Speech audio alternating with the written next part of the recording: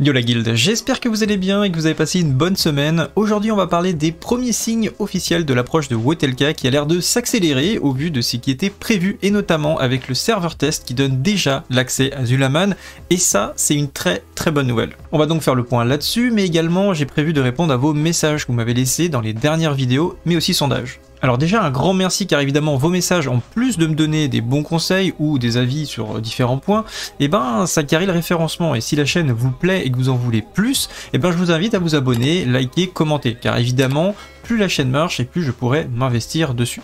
Surtout qu'il commence à y avoir pas mal de messages en commentaire et autant avant je prenais le temps d'y répondre à l'écrit mais je me suis dit tiens ça pourrait être pas mal et assez sympa de le faire directement en vidéo. Donc voilà, j'ai récupéré les questions et les messages intéressants dans les dernières vidéos et sondages et je vous réponds directement dans cette vidéo. J'espère que ce nouveau format vous plaira et sur ce, générique.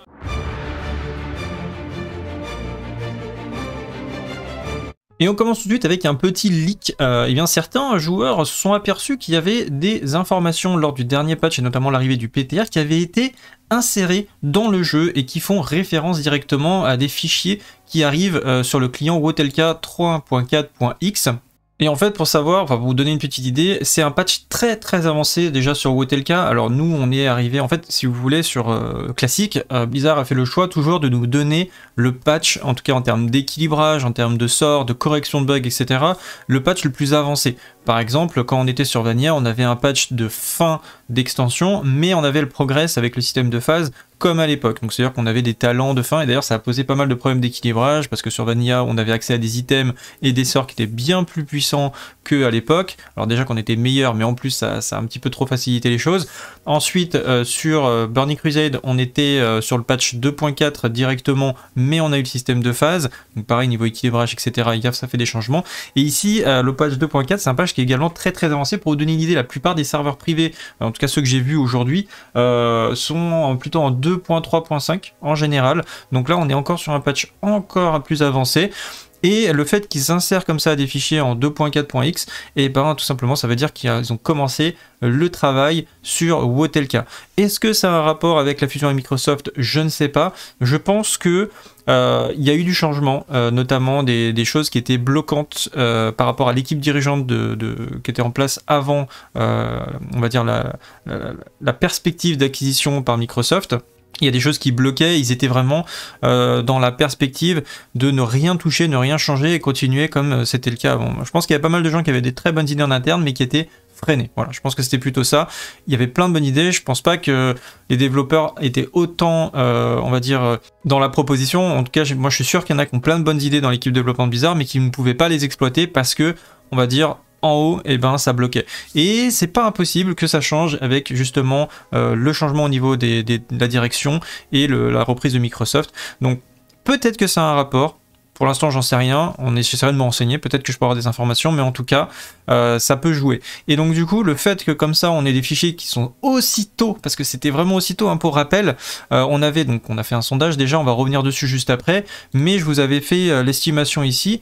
Et on était parti sur la phase 4 en mai, quoi, c'était dans 3 mois, donc c'était vraiment dans très longtemps. Et ça, je me cale par rapport à ce qui s'est fait à peu près l'année dernière en termes de mois. Hein. Ici, on avait 4 mois quasiment entre Ijal et la sortie du Zulaman, etc. Ici, on a eu un décalage, mais même en partant sur 2 mois, 3 mois, ça fait quand même vachement plus de temps. Et là, on a déjà le PTR sur Zulaman, donc ça veut dire qu'ils ont clairement accéléré les choses. Donc on va revenir rapidement sur le calendrier juste après.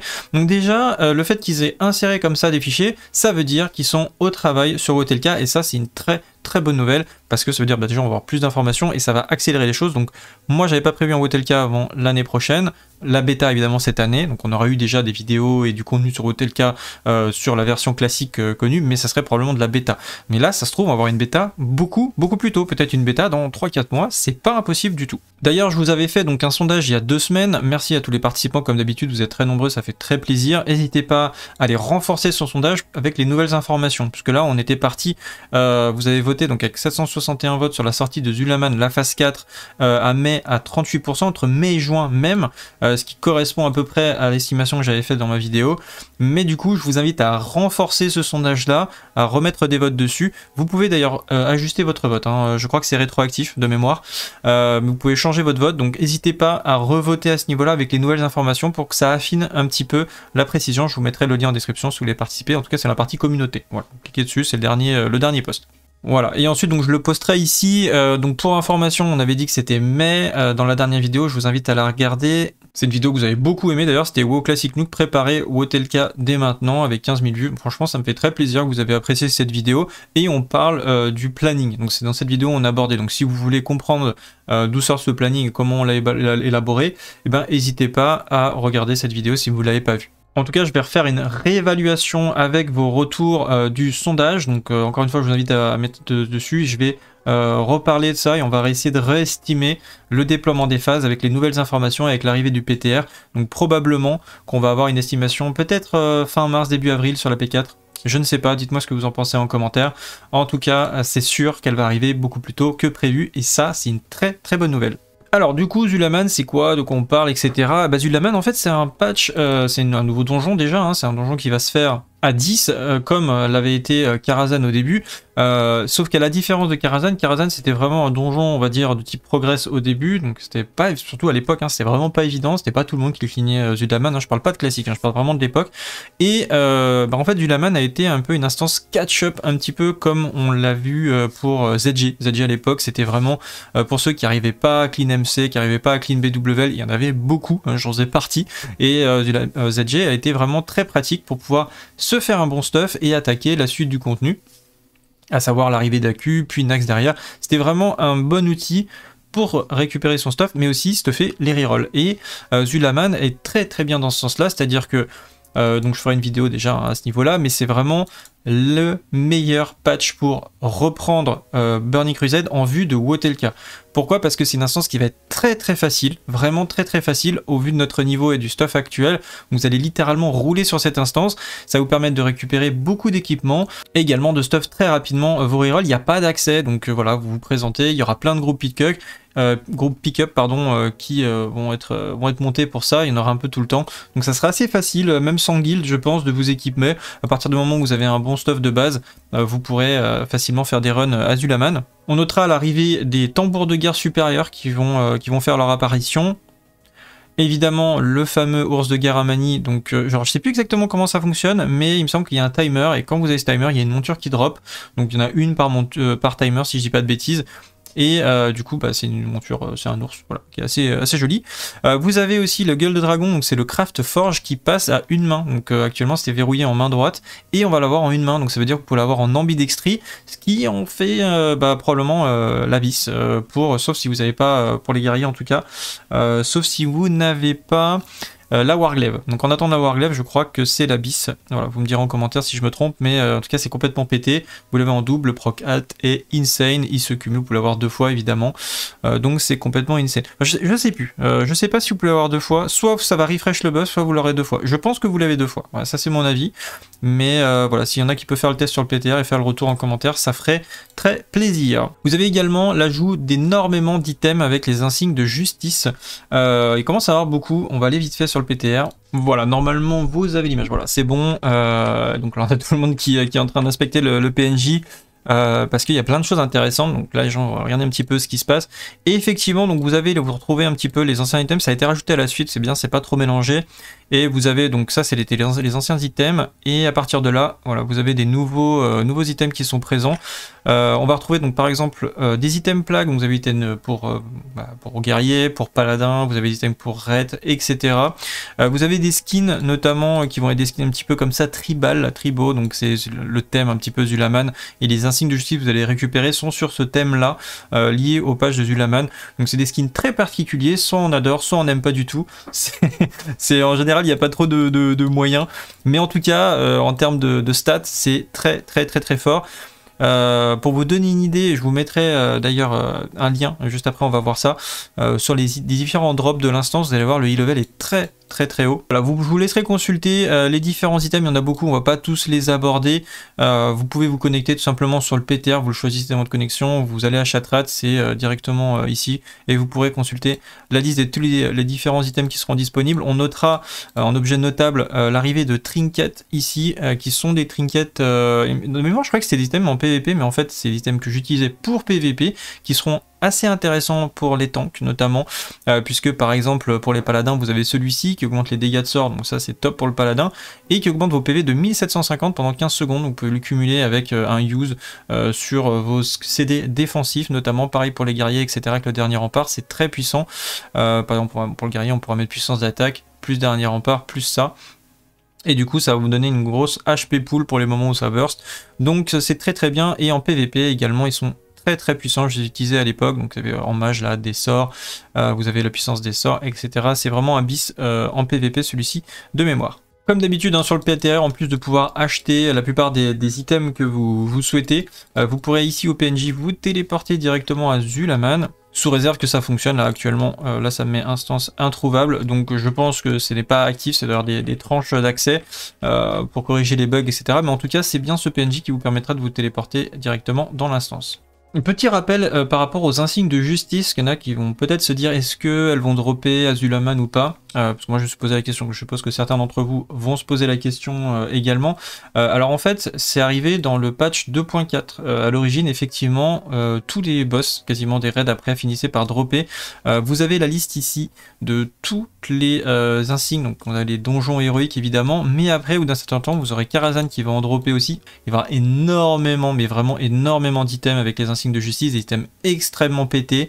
Avec l'arrivée de Sunwell Plateau, il y aura vraiment tout un farming autour des insignes de justice. Et donc du coup, la plupart des instances vont en dropper, celle qui en donnera le plus, ça sera Karazhan, parce qu'il y aura beaucoup de boss, tout simplement. Zulaman a un très bon rapport qualité-prix, qui sera assez rapide, il en donnera 13. Bref, la plupart des raids vont en donner, et vous en aurez besoin de beaucoup, peut-être 500, 600, 700, voire plus pour certaines classes, en fonction des différentes specs que vous pouvez jouer. Donc voilà, ça fera vraiment du bien. Ça aurait été pas mal qu'il intègre en vérité plutôt sur le patch de Zulaman, ça permettrait de se stuffer un peu plus vite. Mais bon, voilà, en tout cas ça arrivera pas tout de suite normalement, ça sera sur le patch 2.4 de Sunwell. Je vous mettrai également en description le lien des différents items qui tombent sur les boss et trash de Zulaman, si ça vous intéresse, pour vous donner une petite idée. Par exemple, moi j'ai cette arme qui m'intéresse en paladin, qui va augmenter, alors je suis désolé, il bug un petit peu le site, mais bon, il va augmenter le spell power, donc c'est une épée, une main, 1,80, 229 de spell power, pour vous donner une idée. Moi j'ai l'arme de Grul qui est à 200 spell power, donc on est clairement sur du level SSC, voire les premiers boss de Ijal et Black Temple, donc c'est vraiment un très bon e-level par rapport à la difficulté. En tout cas c'est quasiment niveau instance, même plus facile que du donjon héroïque je pense. Donc voilà, c'est vraiment free loot et vous allez pouvoir vous stuff, récupérer, compléter votre stuff. Voilà, il y a des bis, vous allez retrouver des bis dans ces instances, mais aussi compléter votre stuff, les pièces qui vous manquent, et rattraper votre retard et stuffer vos rerolls. Voilà, j'espère qu'on a fait le tour pour Wotelka évidemment, donc ça me hype pas mal toute cette histoire. Il y a pas mal de choses donc à venir, pas mal d'informations à venir sur Wotelka je pense. On va avoir beaucoup de nouvelles dans les prochaines semaines, prochains mois. Et on va enchaîner ensuite donc sur les questions que vous m'avez posées suite aux différentes, les deux dernières vidéos et les derniers sondages. Donc on va regarder ça tout de suite ensemble. Alors message, donc c'était sur la vidéo boosting si je dis pas de c'est l'avant-dernière. Le problème c'est qu'en 2007 l'ajout de Zeda avait un sens. Ah oui non, c'était sur le sondage qui a été très clairvoyant d'ailleurs. Donc le problème c'est qu'en 2007 l'ajout de Zeda avait un sens. Peu de joueurs arrivaient à clean BT Ijal. Aujourd'hui c'est l'inverse, BT Ijal sont très clean très facilement par les joueurs actuels. L'ajout de Zeda n'apporte pratiquement rien. Passer directement à Soel aurait été plus pertinent. Alors je suis d'accord, je suis pas d'accord avec toi. Je suis pas sûr que tout le monde clean BT Ijal actuellement aussi facilement. Je pense qu'il y en a effectivement ils roulent sur l'instance, mais d'autres sont plus en phase de progress quand même. Zeda, comme je l'ai dit, va apporter énormément de choses, notamment pour ceux qui hésitent à se lancer dans le jeu ou qui veulent préparer Wotelka. C'est probablement le meilleur moment pour profiter de l'instance. Pourquoi ? Parce que il va y avoir, le PvE va être quand même assez important sur Wotelka. Il y a beaucoup de choses à faire et il y a des raids vraiment cultes et vous n'avez pas envie, enfin pour ceux qui aiment le PvE en tout cas, vous n'avez pas envie de galérer à trouver une guilde. Et trouver une bonne guilde, ça va commencer dès maintenant et probablement dès Sunwell. Donc vous allez pouvoir, pour ceux qui veulent vraiment pas louper le coche PvE pour Wotelka et qui veulent commencer à trouver une bonne guilde, et vous pouvez le faire dès Zeda, c'est-à-dire monter un personnage, vous stuffer Zulaman, pourquoi pas commencer à faire du Sunwell, puisque ça reste quand même une phase très intéressante avec des vrais challenges, parce que surtout je pense qu'il y aura du pré-nerf pour le coup, et je suis assez curieux de voir comment ça va se passer. Nous à l'époque on bloquait sur Brutalus par exemple, et bah du coup je suis assez curieux de voir comment ça va se passer. Je pense que bon, la plupart des grosses guildes vont rouler sur le truc, mais voilà, en tout cas l'intérêt qu'on va avoir nous, c'est vrai qu'il n'est pas le même qu'à l'époque, mais là ça va être vraiment de reprendre le jeu, de vous stuff rapidement, de préparer Sunwell et Wotelka dans un deuxième temps. Mais après je suis assez d'accord sur le principe de passer à Sunwell directement, c'est-à-dire que comme ils sont en train, j'ai l'impression de le faire, rapprocher la phase de Zelda avec la sortie de Sunwell, de raccourcir cette phase où il se passe pas grand chose, où surtout nos joueurs risquent de s'ennuyer, et je pense que, là je l'ai dit plusieurs fois, accélérer la vitesse de sortie des différentes phases de classique de 20-30%, c'est vraiment, je pense, une bonne chose. Voilà. Bon. En tout cas, ça a l'air de se profiler comme ça, donc t'as été, je pense, assez clairvoyant pour ça. Ensuite, ça c'est ma vidéo sur la fin du boosting de StefB. Je vous invite à voir la vidéo si vous ne l'avez pas vue. Faudrait supprimer simplement le boosting. C'est pour ça que le jeu n'est plus compétitif à cause des casual players qui achètent du boost. Tu parles de Wotelka, mais à Vanilla Wotelka, il n'y a jamais eu de boost. Et c'est pour ça que le jeu était attractif, car la satisfaction d'avoir certains hauts faits ou autres titres par son propre tryhard avait du sens. Là où le jeu est biaisé, j'espère que Blizzard supprimera purement et simplement toute forme de boost. Chacun doit découvrir le jeu petit à petit et à son rythme, peu importe si c'est long. C'est ça l'expérience de WoW à la base. Plus le jeu est difficile, plus il y a de satisfaction quand tu obtiens des hauts faits, le joueur se sent vraiment valorisé. C'est ça WoW à la base, et c'est bien pour ça que les joueurs hardcore sont partis. Pourquoi il y a une hype autour de classique si ce n'est pas pour le retour de ses valeurs? WoW n'a jamais été pensé pour les casual players, et c'est arrivé après, et c'est ça qui a tué le jeu à petit feu, avec cette logique financière qui va avec, c'est le metaverse avant le metaverse pour résumer, stop au boost, sinon le jeu va dead. Alors, StefB. Alors déjà, il y a des choses, je pense que tu as raison sur certains points, il y a d'autres points sur lesquels je suis pas forcément d'accord. Déjà par rapport au boosting, moi il faut savoir que le boosting, ça existe depuis la nuit des temps. Sur jeu, moi j'ai commencé à jouer à des RPG à peu près, c'était Diablo 2 de mémoire. Sur Diablo 2, c'était pas compliqué, je me faisais PL déjà, je m'en souviens, les co-levels, alors déjà les différentes difficultés, j'avais des potes qui étaient 70, 80, 90, etc., ou qui étaient même très très haut niveau en hardcore déjà à l'époque. Et tout simplement, quand j'ai des potes qui m'ont dit viens, on va jouer à ce jeu, c'est super sympa et tout, et ils m'ont carry, ils m'ont PL gratuitement, évidemment, il n'y avait pas de dimension de gold et tout, mais il y en a qui faisaient déjà compte des items, par exemple du boosting, et ils te débloquaient donc les portails, les TP, ensuite ils te faisaient du co-level en normal, puis du co-level en nightmare, puis du co-level en L, etc. Et tu montais level en 2-3 jours, tu montais 70, 80, tu avais une sorcière pour commencer à farmer tout seul. Donc déjà, il y avait déjà une forme de boosting. Sur WoW, c'était pareil. Quand j'ai commencé WoW, j'ai commencé sur le tard. Et j'avais des potes qui m'ont PL, soit des instances, qui m'ont donné des items, qui m'ont donné des sacs, qui m'ont rushé des instances, qui m'ont rushé des cakes, etc., etc. Et il y avait déjà aussi du boosting à différentes. Alors moi, j'en ai réalisé déjà à l'époque.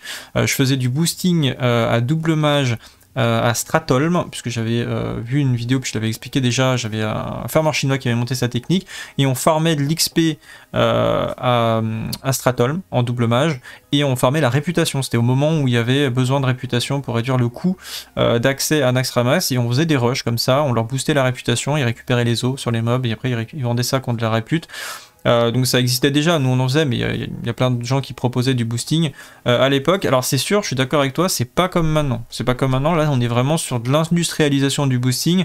Il y a vraiment, le but c'est d'optimiser. Pour moi c'est comme ça que je vois l'arrivée de la version classique, c'est le jeu on n'est plus sur de la découverte, on est vraiment sur l'optimisation à l'extrême. Il y a du theory crafting dans tous les sens, les gens essaient vraiment de performer, de pousser leur classe dans les derniers retranchements, et ça tu pourras rien y faire. C'est ce qui intéresse beaucoup de gens aujourd'hui dans le jeu, c'est de pousser sa classe au maximum, puisqu'à l'époque on n'en était pas capable, on n'avait pas les informations. Et comme il n'y a plus vraiment de découverte, dans le sens où on connaît le donjon, on connaît les raids, etc., on a envie de découvrir ou redécouvrir des nouvelles classes et de les pousser vraiment au maximum. Après, concernant les hauts faits, il y aura toujours des hauts faits avec beaucoup de challenges. Il y a beaucoup de hauts faits, c'est du farming, ou alors les hauts faits gladiateurs, ça demande un certain niveau de jeu. Franchement, les hauts faits, je vois pas trop ce que ça va faire là-dedans. Voilà, les hauts faits, après il y a les hauts faits de niveau. Effectivement, si tu te fais booster et que tu comptes les niveaux, que tu as des hauts faits de niveau, bon oui, effectivement il y a peut-être moins de mérite, mais bon, il y a pas de compliqué à monter, il y a rien de compliqué à monter des niveaux, et puis c'est pas forcément pour tout le monde hyper intéressant. Il y en a qui adorent ça, et il y en a ce qui les intéresse, c'est le contenu HL. Je vois pas où est le mal d'utiliser par exemple des golds que tu as farmés sur ton main et de les réinvestir pour pex plus vite ton reroll. Donc voilà, bon, pour moi, il n'y aura pas, je pense Blizzard n'a pas agi en tout cas sur la version classique au niveau du boosting. C'est très difficile pour eux d'agir à ce niveau-là, alors ils pourraient le faire, mais je doute fortement qu'ils nerfent le boosting sur la version classique. Je dis pas que c'est impossible, mais je doute fortement. Voilà, ça n'a pas été le cas sur Vanilla, ça n'a pas été le cas sur Burning Crusade, et je ne pense que ce ne sera pas le cas également sur WoTLK. Je pense d'ailleurs que ça sera probablement la meilleure extension pour faire du boosting. Alors, il va y avoir deux moments clés sur le boosting pour se faire des golds entre guillemets.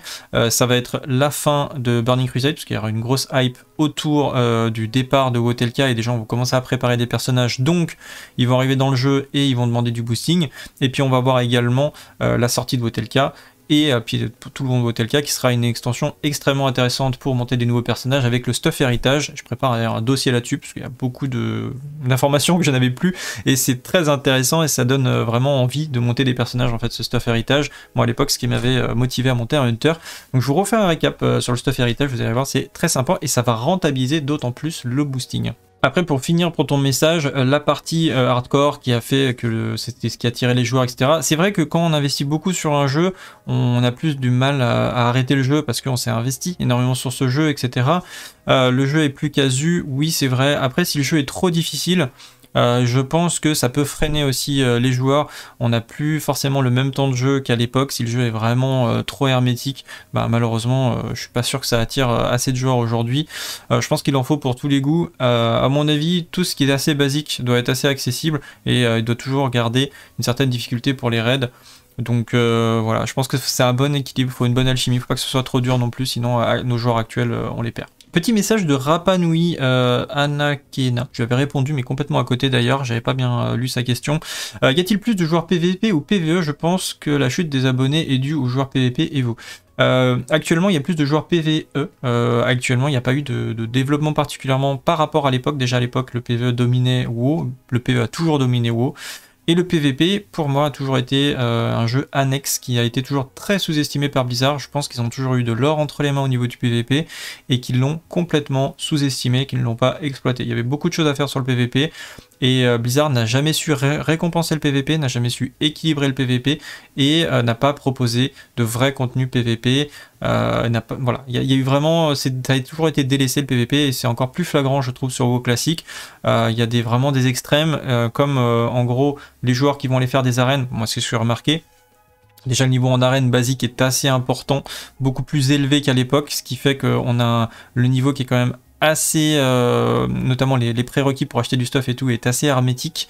Et assez rapidement, quand on arrive à une certaine cote, il faut quand même avoir déjà un très bon niveau de jeu. Donc pour ceux qui n'ont jamais joué au jeu et qui veulent essayer de dépasser 2000 de cote, par exemple, ça va être extrêmement difficile parce que le niveau est très élevé. Il y a des gens qui jouent, qui font des arènes depuis 10 ans. Et si vous n'y avez jamais joué, vous n'avez jamais fait d'arène, ça va être très compliqué pour vous d'arriver en arène comme ça et d'atteindre les objectifs qui vous permettent d'acheter le stuff finalement. Donc le PVP a été encore plus délaissé qu'à l'époque. Et moi je l'avais dit, il fallait que Blizzard augmente les récompenses d'honneur. Il y avait un décalage entre la vitesse à laquelle on se stuff en PvE sur Burning Crusade et en PvP. On l'a dit 1000 fois, les joueurs anglais ont fait plein de vidéos dessus, c'était juste aberrant. Donc bref, là c'était pire qu'à l'époque. Au niveau gestion PvP, c'était encore pire qu'à l'époque. Blizzard n'a pas été capable de s'adapter et je pense que c'est très dommage parce que j'ai toujours été un fan du PvP de WoW et ça a toujours été très très mal géré par Blizzard. C'est dommage. Et en tout cas, voilà, c'est pour répondre à ta question. Il y a plus de joueurs PvE, clairement, c'est 80, je dirais 95 joueurs, 95% des joueurs sont intéressés plus par le PvE et le PvP reste annexe, bonus ou pour aller chercher de l'optimisation PvE pour beaucoup. Donc voilà. Et ensuite, petit message très sympa de Dambo. Au fait, toujours de très bonnes vidéos, hein, mais s'il te plaît, arrête de faire tes vignettes de youtubeurs à la Michou. Je pense que tu n'as pas bien besoin de ça. Alors déjà, c'est qui Michou? Je connais pas tous les youtubeurs. Alors, Michou, c'est lui. Alors, effectivement, donc il met sur ses miniatures, il fait beaucoup voilà, ok, il met beaucoup de réactions, beaucoup de son visage, etc. Ce que je fais depuis longtemps, effectivement. Alors, déjà, je vois qu'il fait des millions de vues, ce youtubeur, donc bah oui, ça m'intéresse de faire aussi bien, j'aimerais bien faire aussi bien que lui. Malheureusement, a priori, ça a pas l'air d'être le cas. Hein. Mais effectivement, j'ai commencé à faire miniatures comme ça, et voilà, je suis habitué. Maintenant, j'ai ma petite routine pour faire mes miniatures, et ça m'amuse beaucoup aussi de faire mes miniatures. Donc voilà, non, ça continuera, je continuerai à faire mes miniatures comme ça m'amuse beaucoup, voilà. Ensuite, sous la vidéo de Wotelka, il y a eu pas mal de questions. Donc, question ou message de Sloan, donc à ne pas oublier aussi les cartes faites par la calligraphie pour les suites de nobles qui sont tellement OP pour beaucoup de classes. Alors effectivement, la calligraphie, ça a l'air d'une dinguerie sur Wotelka pour faire des golds. Merci pour l'info et tu as tout à fait raison, je pense que les suites de nobles vont être vraiment fumées et vont valoir beaucoup de PO. Donc encore une fois, un point pour la calligraphie à focus pour Wotelka. Message de Benjamin Gendre, comme toujours super vidéo et comme merci à toi et comme tu l'as dit, tu aurais pu passer encore plus de temps vu tous les thèmes qu'il y a à traiter. Évidemment, il y a beaucoup de choses à dire sur Wotelka, c'est impossible de tout mettre dans une vidéo ou alors la vidéo fait 10 heures. D'ailleurs, comme tu feras sûrement une vidéo sur les métiers only, prévois-tu d'y traiter les métiers opti selon les classes P en raid ou seulement la partie rentabilité gold? En fait, j'aimerais bien, il y a plein de vidéos effectivement qu'on pourrait faire sur les métiers, on pourrait faire les métiers pour le par du PVP, parler du PVE, les métiers les plus optis par rapport aux classes, il y a des métiers qui sont plus optis pour des classes et d'autres certaines classes, ou en fonction de ce qu'on fait dans le jeu. Le problème c'est, comme je travaille maintenant à côté, j'aurai pas forcément le temps de faire toutes les vidéos que j'ai envie de faire, donc je vais devoir me focus. Donc probablement que je ferai une vidéo par métier comme je l'avais fait, enfin je vais essayer en tout cas, comme je l'avais fait pour Burning Crusade, j'avais fait une vidéo par métier. Ou alors je ferai une vidéo segmentée pour parler un petit peu rapidement de chaque métier. Peut-être que ce sera plus ça. Mais c'est vrai que ça sera assez général et probablement que je ne pourrai pas autant détailler que je voudrais chaque métier parce qu'il y a beaucoup de cas particuliers, il y a beaucoup de choses à dire et beaucoup d'informations que je n'ai pas forcément. Donc ça sera à mon avis une grosse vidéo globale qui parlera des métiers et à chaque fois, je mettrai un aspect pour parler de la rentabilité d'or que peut avoir ce métier et probablement que le métier qui rapportera le plus, ou en tout cas au début, ça sera la calligraphie. Message de Lim, j'y vais entre les raids GDKP, les boosts en pas l'utilisation de l'HV, tu oublies pour moi la façon la plus simple et surtout la plus répandue de se faire des golds, les quêtes journalières. Aujourd'hui, en phase 3 sur TBC, entre les quêtes cuisine, pêche, au grill, à Chatari, aile du néant, c'est 200 PO par jour en 1h15 de jeu. C'est entre 1200 et 1500 PO par semaine si tu as le courage de bien tous les faire tous les jours après le boulot, sans compter les loot annexes, les DES, etc. C'est assez satisfaisant en plus d'avoir à la fin l'intégralité des réputations exaltées. J'en ai déjà parlé dans une vidéo des quêtes journalières, je ne saurais pas te dire laquelle, mais j'en ai déjà parlé. C'est effectivement un moyen de se faire des golds.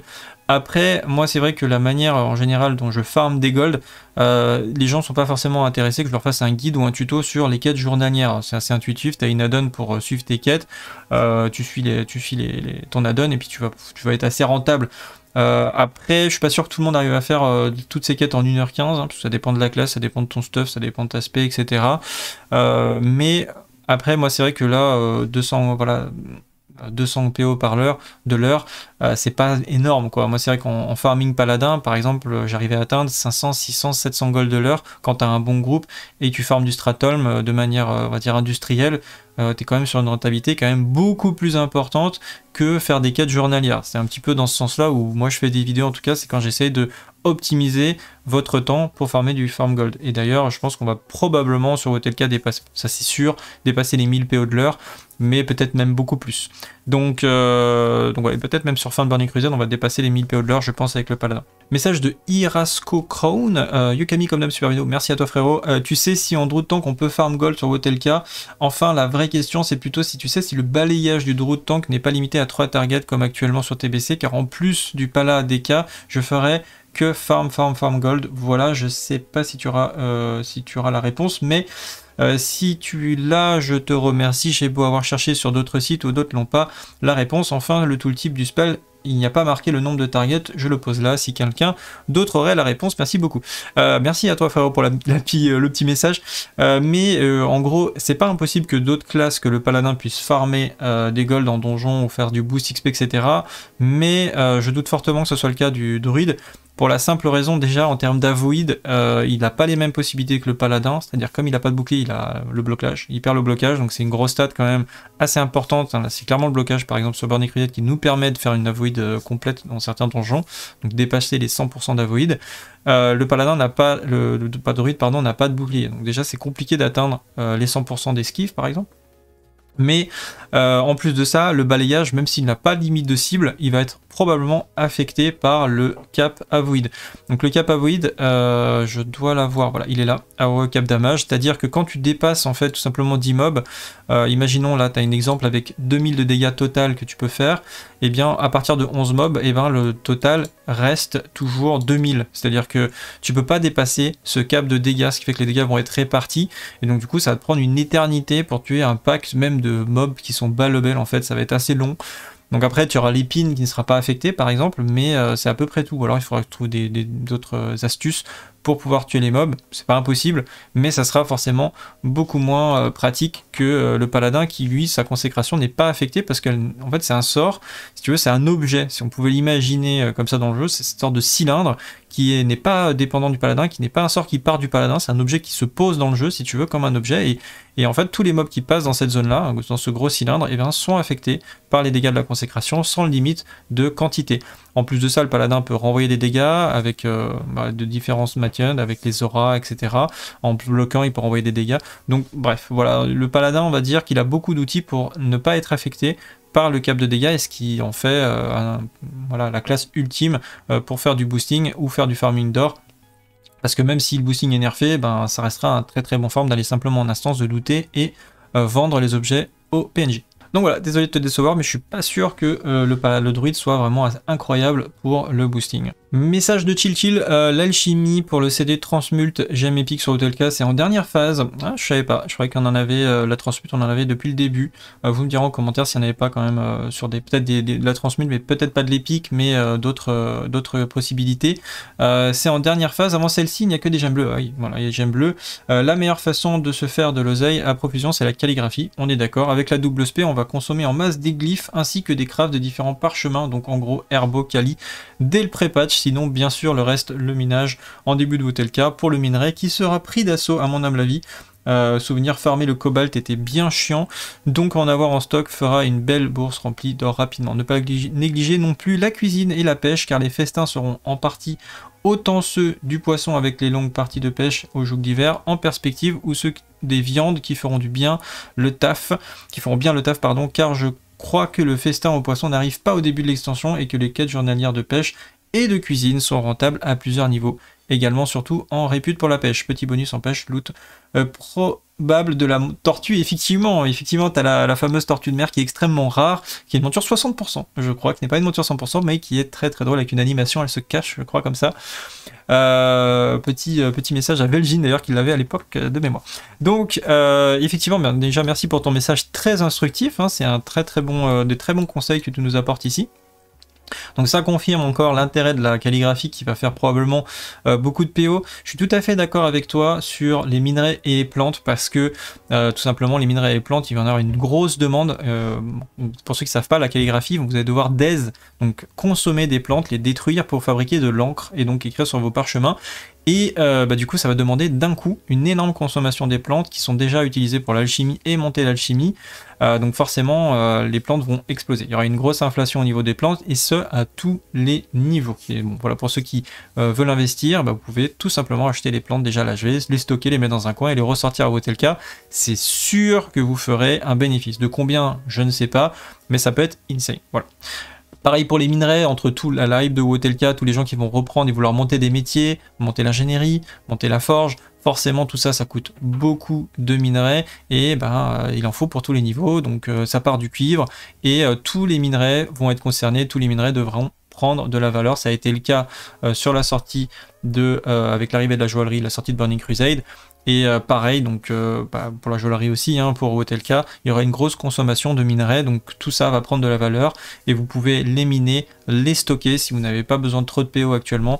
Stockez-les et vous les revendrez au pré-patch ou à la sortie de Hotelka. Également, effectivement, cuisine, pêche, c'est des très bons métiers à Hotelka. Les festins sont vraiment indispensables pour les raids, ce sera un buff de raid, donc vous pouvez l'utiliser et monter ces métiers, c'est une très bonne idée. Question de Norbert, qui dit Camille, les serveurs vont rester les mêmes ou il y aura un transfert vers les nouveaux serveurs parce que perso je suis sur Anemar qui est pratiquement vide.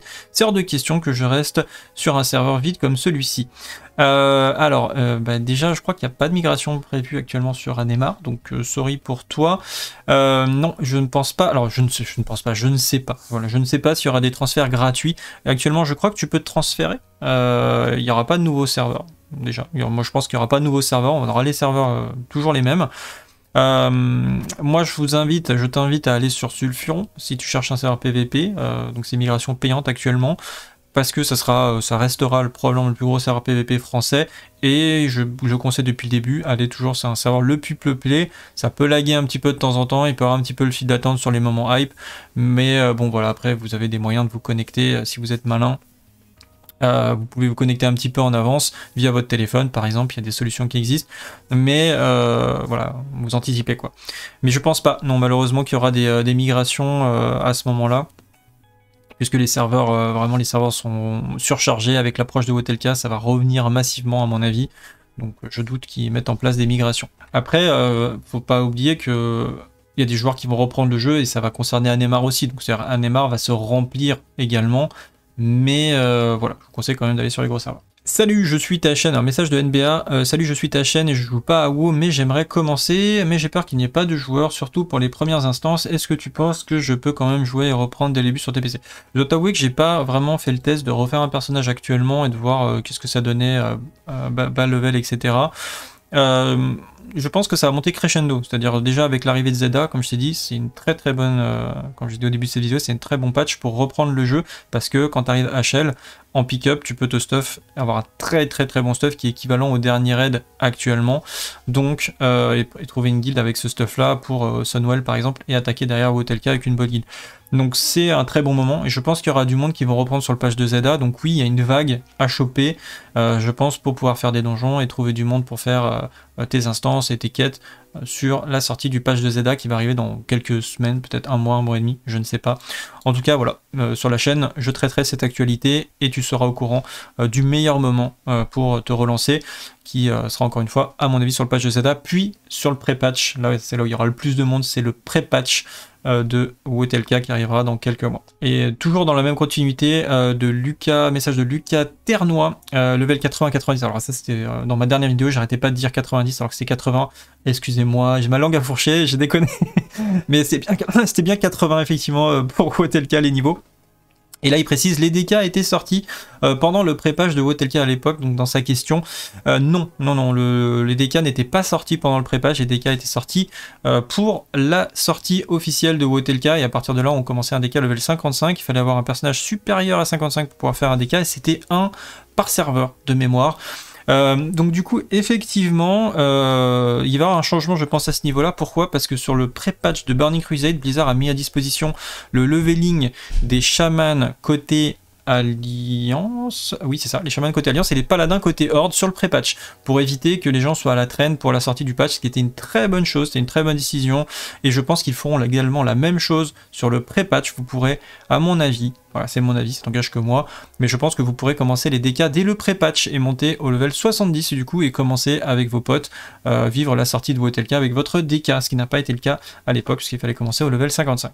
Davod aussi qui nous précise, il y a les DK qui vont pouvoir PL, j'en sais rien, honnêtement, je sais pas trop si les DK vont pouvoir PL, peut-être que oui, peut-être en Spay Blood, il y aura des possibilités, j'ai jamais joué DK à l'époque, et je sais pas, peut-être, mais bon, encore une fois, ils n'ont pas de bouclier, et ça m'étonnerait qu'il soit meilleur que le paladin. Peut-être qu'il pourra faire des runs, mais je pense pas, ça m'étonnerait beaucoup que le DK soit supérieur au paladin pour farmer et faire du PL et booster. Voilà, c'est tout pour aujourd'hui, donc j'espère encore une fois que ce nouveau format vous a plu, j'espère que ce système de questions-réponses vous plaît. N'hésitez pas donc à mettre des commentaires, à poser des questions, et puis s'il y a des questions ou des messages intéressants, à ce moment-là je les rajouterai dans la prochaine vidéo de type news. La chaîne évolue aussi grâce à vous, donc comme d'habitude, n'hésitez pas à vous abonner, vous pouvez aussi la rejoindre. Alors je stream plus beaucoup sur Twitch, vous l'avez remarqué, donc pour tous les subs qui ne sont plus subs sur Twitch par exemple et que vous voulez continuer à soutenir le projet, tout simplement vous allez à la fonction rejoindre qui est en bas vous appuyez sur le bouton et vous rejoignez. C'est un abonnement, donc peut-être qu'il y aura des fonctionnalités avancées par rapport à ça, comme par exemple être en avance sur la sortie des vidéos, parce que je peux les publier pour ceux qui sont rejoints sur la chaîne. Vous avez également mon Utip si vous voulez soutenir directement le créateur. L'avantage d'un soutien sur Utip, c'est qu'il n'y a pas d'intermédiaire, contrairement à la fonction rejoindre. Donc voilà, ça m'aide à développer mes vidéos et à faire évoluer la chaîne. Donc merci beaucoup. Si vous voulez discuter, évidemment, on se retrouve sur le Discord, vous avez là le lien en description, vous avez toutes les ressources, les macros, les informations, c'est sur le Discord. Sur ce, je vous remercie, je vous souhaite à tous une excellente fin de journée, salut à tous, salut à Guild et à bientôt, ciao.